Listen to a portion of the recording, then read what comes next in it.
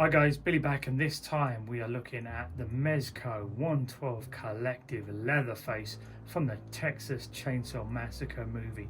Now, I haven't done one of these figures in a while simply because I gave up on the whole Mezco thing. However, I still collect the horror figures, and this one seemed to take quite a while to come out, so I'm just really glad it's finally arrived. So let's take a look at it. Well, we have this really nice sort of artwork on the front of the Texas Chainsaw Massacre with Leatherface artwork from the poster. We also have the Texas Chainsaw Massacre logo, very nice text and fonts. Genuinely feels like the original movie. It's really good. And of course you have the spot gloss Leatherface text up the top as per usual. And then on the side we've got Texas Chainsaw Massacre with a real messed up photo of Leatherface on the side there himself. Ooh, creepy. And then on the back here we have lots of promo stills. We have pictures of the accessories that he comes with, including blood effects and a bucket of blood. And then we've got the Texas Chainsaw Massacre in spot gloss on this side. We've got 112 Collective up the top and just some warnings and barcodes and whatnot on the bottom, and that is about it. Very nice packaging. It is par for the course with the Mezco boxes now. I'm just really glad that it has the artwork from the movie poster. It is very, very nostalgic. But anyway, let's open it up and have a look at exactly what we get. Okay, in the first clamshell, we've got the figure itself with all his accessories, including hands, knives, buckets and whatnot. And then in the second layer, we get the leather apron, we get the bag, we get some blood effects, we get a couple of batteries, and we also get the stand. And I'm interested what those batteries do. Colour me intrigued. Okay, so I've just gotten everything out of the box, so let's now take a look at all the accessories, because he comes with quite a bit. First and foremost, he comes with this really cool navy stitch jacket, pretty well weathered down the edges, good pockets stitched in, very good. Not much of the inside lining or anything like that, but that's fine because you don't want it to be too thick. He also comes with this sort of, I don't know what you call this cloth, it's usually stuff like tea cloth or something, this sort of apron made out of this tea cloth effect, which is really, really cool. I like that it's got weathering on the edges here. Fairly well stitched. The stitching is slightly big, I guess, but nothing too bad. And then we get the leather apron. I really like the fact that this has wires in the bottom of it, so you can pose it around a little bit, but you can also see that it actually has blood splatter effects, really old blood splatter effects, and it feels nice and rough, and it feels like a leather apron, to be honest. Nicely stitched all the way around the insides, and it also has this string here and this neck piece to hang on Leatherface himself. I really like that. Now, one of the main standout pieces in this is this chainsaw, and I really, really like how this looks. The details in it are fantastic. You can see all the dry brushing in and around all the metal parts. I think the paint application on the blade is really nice. Could have probably done with a bit more of a glossy effect on it, but it's still pretty good overall. And it has a very special feature that I didn't even realise until I took it out of the box. But check this out.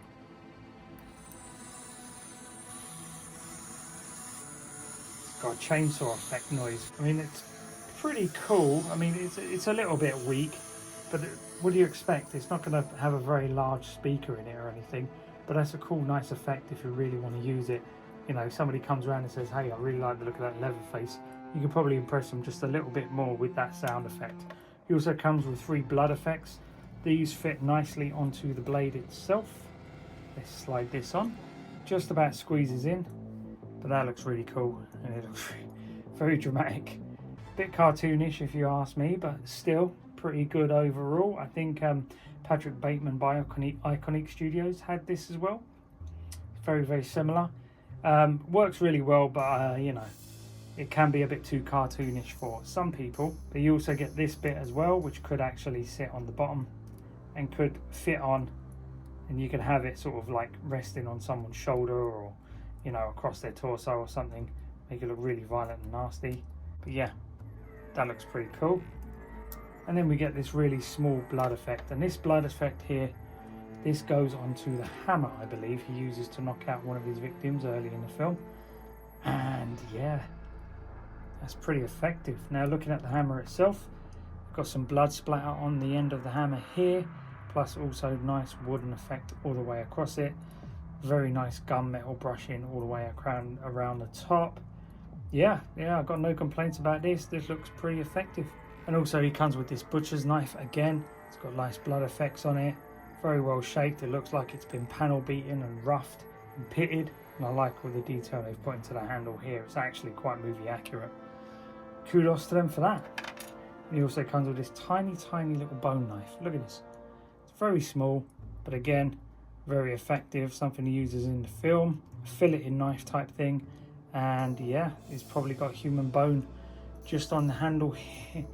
Gross, but cool nonetheless. And he also comes with a whole bunch of hands. And honestly, Leatherface, mate, really dirty hands. Look at him.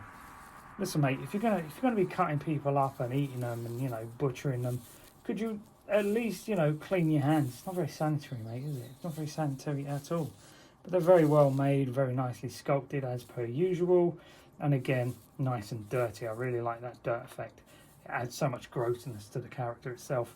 And then, of course, he comes with a bucket of blood. And you could even, like, maybe use this blood splash effect and just put it on top of there. And it just looks like he's got blood dripping into the bucket. So that's really cool. And there's lots of, like, blood dripping down the side of it. Rusty, pitted, metal shiny. Yeah, this really is great. And I like the detail on the handle there. Yep. Big fan of that one. And he also comes with 2 extra head sculpts. One is him with the makeup on, which was incredibly fucked up and cool. But yeah, you can have that one if you really prefer that one over the original head sculpt. And also, I don't know, is this Granddad or Grandma or something?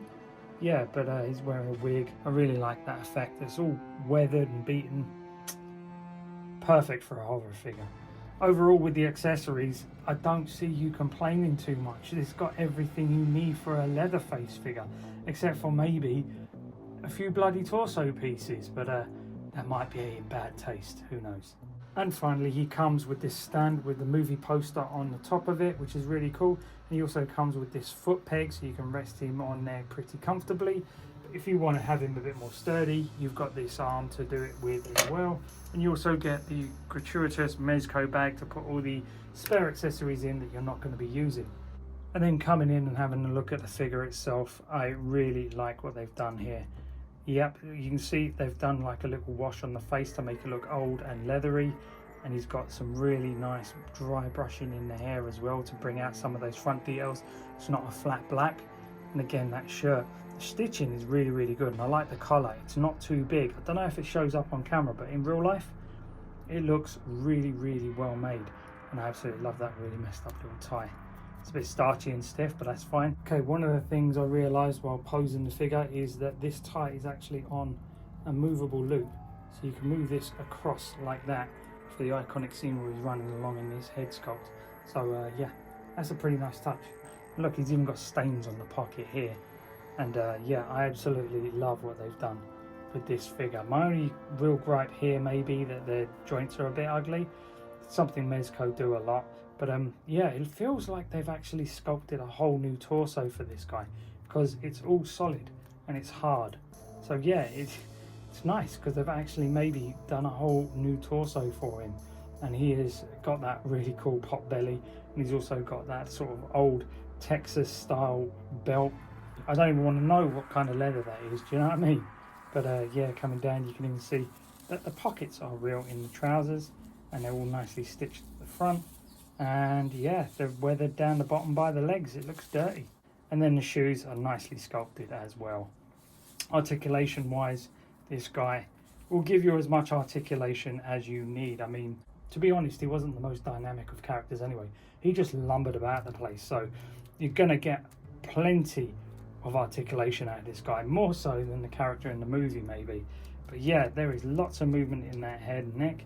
The arms go up into a T pose.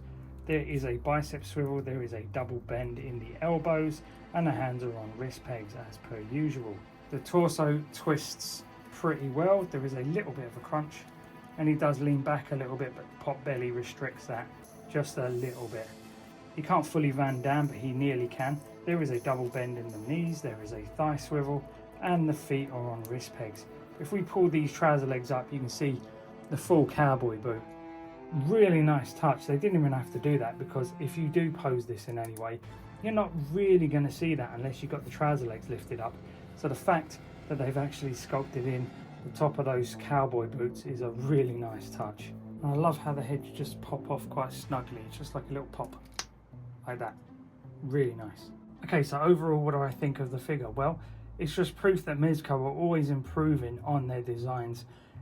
It's taken them many years of horror figures to get to this level, but when they got here, it was well worth the wait. You're getting all those extra head sculpts, getting a chainsaw, you're getting the knife, the hammer, the extra filleting knife, the bucket of blood, the bloody hands, the dirty gross hands, the blood splatter effects, the extra clothing. The whole thing works. If you can't find a pose for this guy out of all these accessories that you like, then you have to ask yourself, did you really like the Texas Chainsaw Massacre in the first place? Because you've got everything you need here, except for maybe some bloody torso bits. But again, overall, this is a fantastic release. I think it will satiate the majority of die-hard Texas Chainsaw Massacre fans out there. So if you are on the fence about picking this up, don't be. It's definitely worth the money. For the scale, the sculpting is fantastic, the articulation is great, and just the pure choice of accessories will absolutely make any fan of the movie very happy. But that's it for now, guys. I hope you enjoyed the video. Like and subscribe. If you do me a favor now, if you get out of my cave, I'm going to go put this guy on the shelf next to all my other Mezco horror figures, because he's just going to fit in perfectly. Thanks a lot, guys. Bye bye.